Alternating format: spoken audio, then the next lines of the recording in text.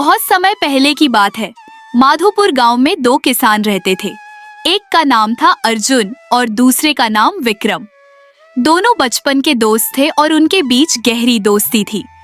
अर्जुन एक बहुत ही मेहनती किसान था जो हर दिन सूरज उगने से पहले अपने खेत में काम करने चला जाता था। दूसरी ओर विक्रम थोड़ा आलसी था और अपना ज्यादातर समय आराम करने और फालतू काम करने में बिताता था। ऐसे ही समय बीत रहा था। एक दिन अर्जुन खेत में जाने की तैयारी करता है और अपनी पत्नी से कहता है, प्रिया, मैं खेत पर जा रहा हूँ तो मेरा खाना बांध दो। मैं वहीं पर खा लूंगा। आज खेत पर थोड़ा ज्यादा समय लग जाएगा। खेत में आज बहुत काम है। जी, मैंने आपका खाना पहले से ही बांध कर रखा है। ये लीजिए आपका खाना, समय निकाल कर खा लीजिएगा और हाँ, टिफिन पूरा खाली कर देना। अच्छा ठीक है, मैं जाता हूँ। तुम बच्चों को स्कूल छोड़ आना। मैं खेत से जल्दी वापस आ जाऊंगा, ठीक है? अब मैं चलता हूँ। आप बच्चों की चिंता बिल्कुल मत कीजिए, मैं उन्हें स्कूल छोड़ दूंगी। आप बस अच्छे से अपना काम निपटाकर घर जल्दी आ जाना। मैं आपकी राह देखूंगी। वहीं दूसरी तरफ विक्रम सोया हुआ था। तभी उसकी पत्नी उसे जगाते हुए कहती है, अजी सुनते हो, खेत पर नहीं जाना है क्या? सूरज सर पर आ गया है, उठना नहीं है क्या? इतना सारा काम पड़ा है और तुम अभी तक सो रहे हो। जल्दी उठो और खेत पर जाओ, वरना सारी फसल खराब हो जाएगी। अरे क्या हो गया भाग्यवान, तुम सुबह सुबह इतना क्यों चिल्ला रही हो? चला जाऊंगा चला जाऊंगा। इतनी भी क्या जल्दी है? खेत कहाँ भागे जा रहे हैं? आप अपना काम समय पर कर लीजिए, इतना आलस मत कीजिए, वरना एक दिन बहुत पछताएंगे। अच्छा ठीक है, अब मुझे उठने तो दो। हाँ ठीक है, मैं खाना लगा देती हूँ। आप जल्दी नहाकर आ जाइए। इसके बाद खेत पर भी जाना है। सारा काम ऐसे ही पड़ा हुआ है। पूरे माधोपुर में सिर्फ हमारे यहाँ ही देर से फसल आती है, और वो भी आपके आलसीपन की वजह से। अब बस भी करो, सुबह से सुना जा रहा हूँ। चला जाऊंगा, जा रहा हूँ नहाने। पत्नी से बहस करने के बाद विक्रम नहाने चला जाता है। थोड़ी देर बाद वह नहाकर लौटता है और खाना खाने बैठता है। खाने में बस ये दाल चावल ही है, कोई सब्जी नहीं बनाई क्या?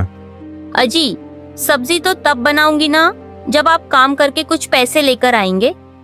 पिछली बार जो फसल बिकी थी उसके अब थोड़े बहुत ही पैसे बचे हैं, जिसमें यह दाल चावल ही खाने को मिलेगा। अगर सब्जी खानी है तो जल्दी फसल उगाइए। इसको बोलने से अच्छा तो मैं ये दाल चावल ही खा लेता। अच्छा ठीक है, तो मैं खेत पर जा रहा हूँ।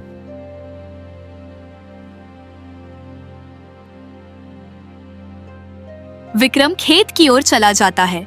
थोड़ी देर बाद वह अर्जुन को काम करते देखता है और कहता है, अरे अर्जुन भाई, सारा खेत आज ही जोत डालोगे क्या? कुछ कल के लिए भी छोड़ दो। हाँ विक्रम भाई, बस थोड़ा सा ही खेत बचा है, उसे भी आज ही जोत दूंगा ताकि कल से मैं अपने खेत में बीज बो सकूं।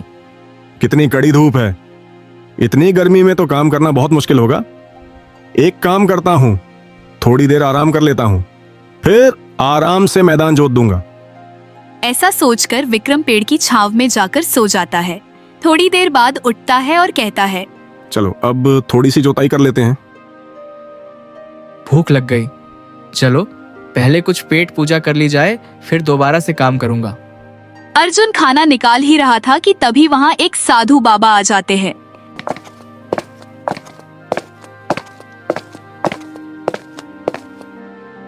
अरे बेटा, बहुत भूख लगी है, कुछ खाने को मिलेगा क्या?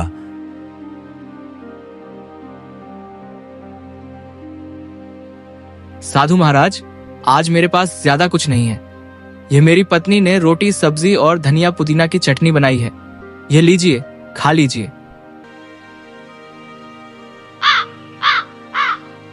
यहाँ अर्जुन के पास कौन आया है? कोई साधु महाराज मालूम होते हैं। चलो जाकर देखा जाए।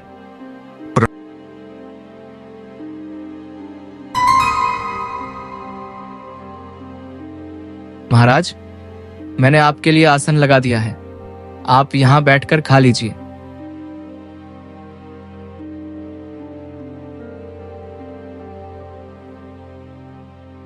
मेरी भूख शांत करने के लिए तुम्हारा बहुत बहुत धन्यवाद। साधु महाराज, मेरी पत्नी भी बहुत स्वादिष्ट खाना बनाती है, थोड़ा खाकर देखिए। धन्यवाद की कोई जरूरत नहीं है बाबा। यह तो हमारा परम सौभाग्य है कि आपने हमें अपनी सेवा का मौका दिया। और हाँ बाबा, आप बस हमें आशीर्वाद दीजिए कि इस बार हमारी फसल बहुत अच्छी हो और हमारे परिवार को सुख शांति मिले। तुम दोनों को मेरा आशीर्वाद। मेहनती किसान हमेशा सफल होता है, लेकिन आज मैं तुम्हें कुछ विशेष देना चाहता हूं। साधु महाराज अपनी झोली में से कुछ छोटे छोटे बीज निकालते हैं और अर्जुन व विक्रम को देते हैं। साधु महाराज, यह किस चीज के हैं? क्या यह कोई विशेष फसल के बीज हैं?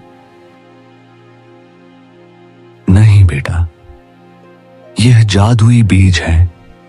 इन्हें अपने खेत में बो दो।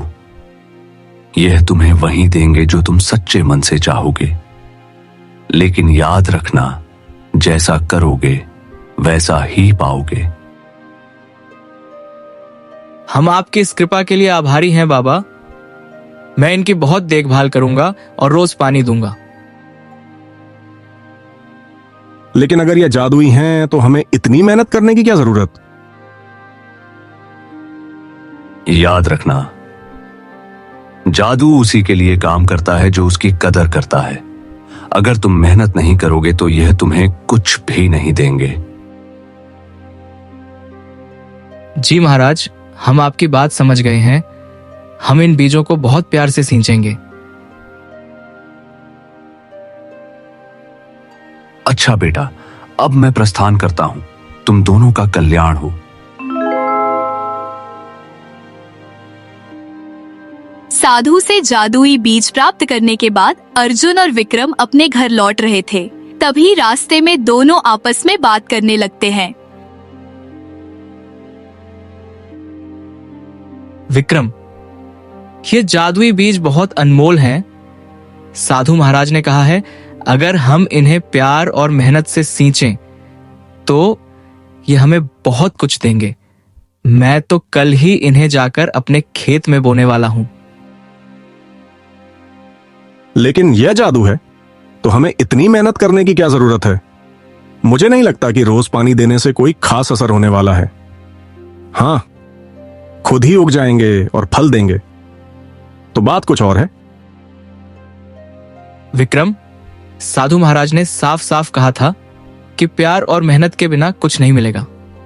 ये बहुत जरूरी है, लेकिन इनका पूरा फायदा उठाने के लिए हमें इनकी देखभाल अच्छे से करनी होगी, तभी तो इसका फल हमें मिलेगा। और हाँ, मैं कोई भी जोखिम नहीं लेना चाहता, इसलिए मैं तो इन्हें बहुत अच्छे से सींचूंगा और इनकी बहुत देखभाल करूंगा। इसके बाद दोनों अपने अपने घर की ओर चल पड़ते हैं। दोनों घर पहुंचकर सारी बात अपनी अपनी पत्नी को बताते हैं।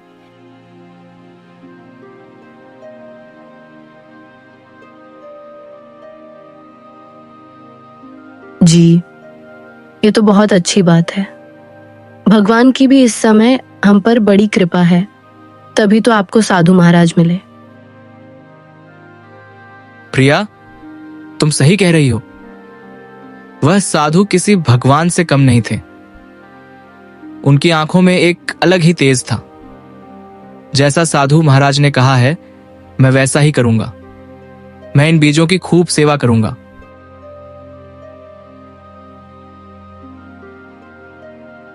अरे वाह, यह तो बहुत अच्छी बात है। अब हम बहुत मेहनत करेंगे और बहुत अच्छी फसल लगाएंगे और हमें बहुत सारे पैसे मिलेंगे। अजी, आप बस इंतजार मत कीजिएगा। आप कल सुबह ही जाकर इन बीजों को लगा देना। हाँ भाग्यवान, ये बीज कहीं भाग नहीं जा रहे हैं। कल सुबह ही खेत में जाकर इन बीजों को लगाऊंगा।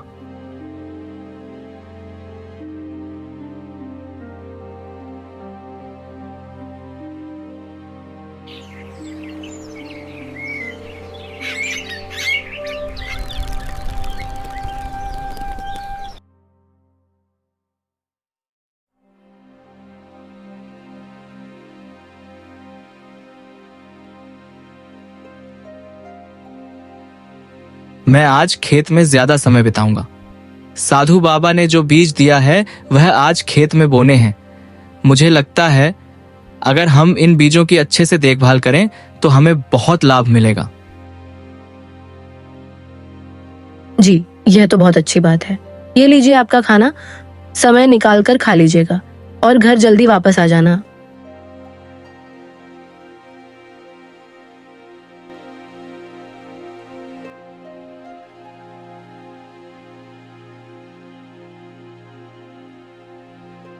क्या आप अभी तक सो रहे हैं?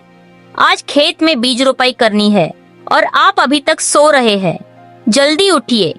आपने बताया था ना कि साधु महाराज ने आपको जादुई बीज दिया है, उसे खेत में जाकर लगाना नहीं है क्या? जल्दी उठिए, चलिए। हाँ हाँ भाग्यवान, उठ रहा हूँ। मुझे सब याद है। तुम क्यों मुझे बार बार याद दिला रही हो?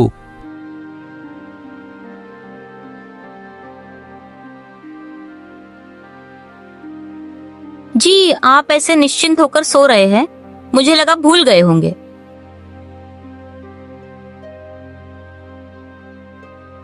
दोनों अपने अपने खेत में बीज बो देते हैं।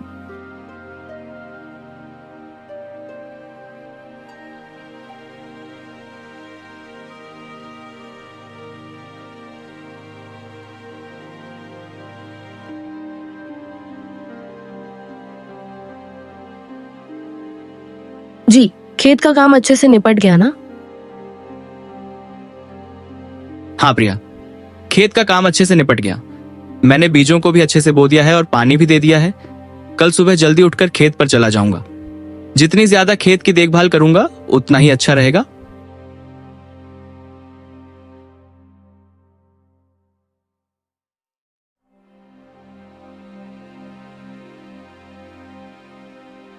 आपने आज खेत में बीज बो दिए ना?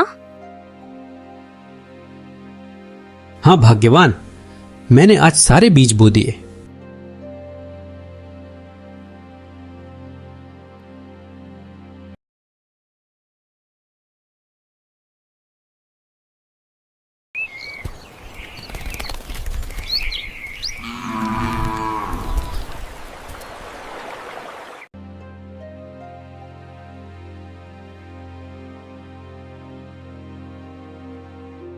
साधु बाबा ने जो जादुई बीज दिया था उसे अच्छे से बो दिया ना?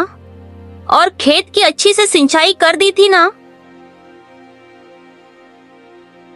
नहीं, आज मैं पानी नहीं डाल पाया। बीज बोने में ही इतना समय लग गया कि मौका ही नहीं मिला। कल जाकर मैं पानी डाल दूंगा। लेकिन साधु बाबा ने कहा था कि रोज इसे प्यार और मेहनत से सींचना। अगर आप इसकी देखभाल नहीं करेंगे तो यह कैसे बढ़ेगा? तुम चिंता मत करो, वे जादुई बीज हैं, वे खराब नहीं होंगे। तुम बेकार में ही चिंता कर रही हो। साधु बाबा ने कहा है कि बीज जादुई है, मेहनत के बिना कुछ भी हासिल नहीं होता। तुमने देखा ना, अर्जुन अपने खेत में कितनी मेहनत करता है। अगर तुम भी मेहनत करोगे तो हमारे खेत में भी अच्छी फसल आएगी। मैं कल जाकर उनमें पानी डाल दूंगा।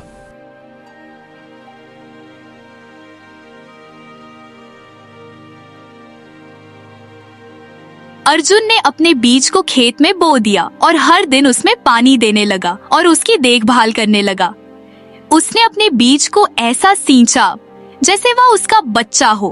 दूसरी ओर विक्रम ने भी अपना बीज बो दिया, लेकिन उसने सोचा कि बीज तो जादुई है तो इतना देखभाल करने की जरूरत नहीं है।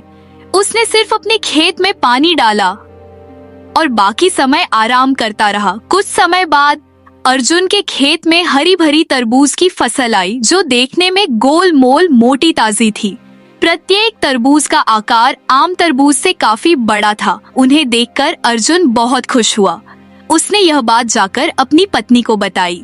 उसकी पत्नी भी बहुत खुश हुई और वे दोनों तरबूज की फसल तोड़ने के लिए एक साथ खेत में आए।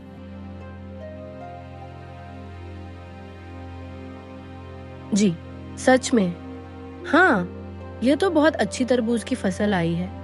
इतने बड़े तरबूज तो मैंने आज तक नहीं देखे, और ये देखने में भी कितने सुंदर लग रहे हैं। चलिए, इन्हें जल्दी से तोड़ लेते हैं, फिर आप इन्हें बाजार में बेच आना।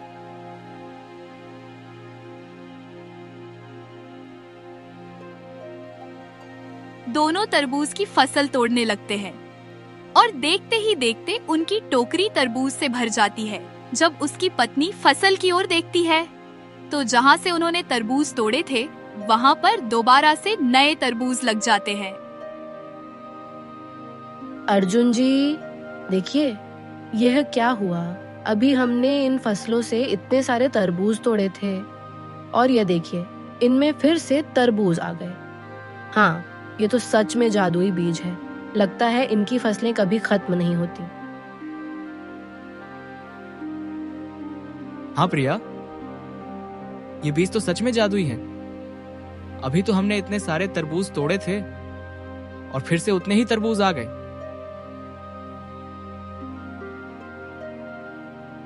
हाँ जी, हमारा तो भाग्य ही चमक गया। अब तो इन तरबूजों को बेचकर हम बहुत सारे पैसे कमाएंगे।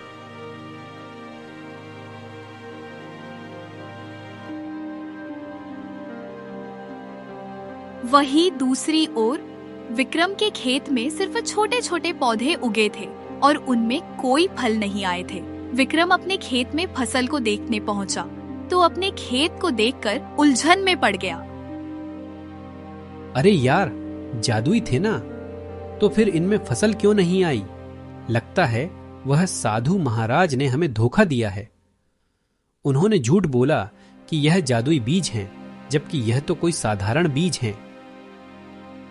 तभी विक्रम की नजर अर्जुन के खेत पर जाती है। उसका खेत तरबूज की फसल से लहलहा रहा था, जिसे देखकर विक्रम अर्जुन के पास आता है।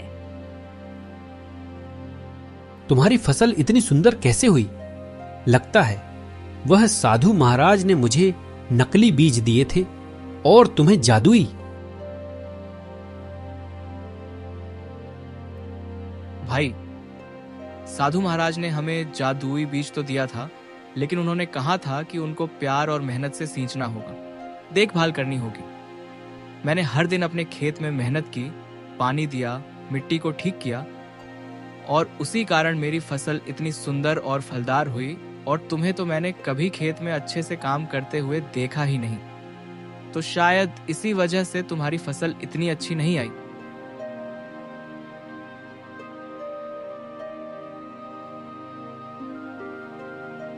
विक्रम को अपनी गलती का एहसास हुआ।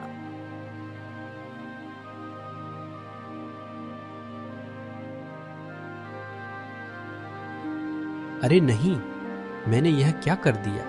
यह बीज तो सच में जादुई थे। मैंने इन पर सही से ध्यान नहीं दिया, इसीलिए इन्होंने मुझे फल भी नहीं दिया। यह सब मेरी ही गलती है। अगर मैंने भी इन बीजों का अच्छे से पालन पोषण किया होता तो आज मेरे भी खेत में अर्जुन की तरह तरबूज की फसलें लहलहा रही होती। अर्जुन ने तरबूज को बेचकर खूब लाभ कमाया। वहीं दूसरी ओर विक्रम को पछतावे के अलावा कुछ भी नहीं मिला। यह कहानी हमें यह सीख देती है, जो कर्म करता है उसे उसका फल अवश्य मिलता है, और जो किस्मत के भरोसे बैठा रहता है वह बाद में ठोकर ही खाता है। इसलिए कर्म करते रहिए।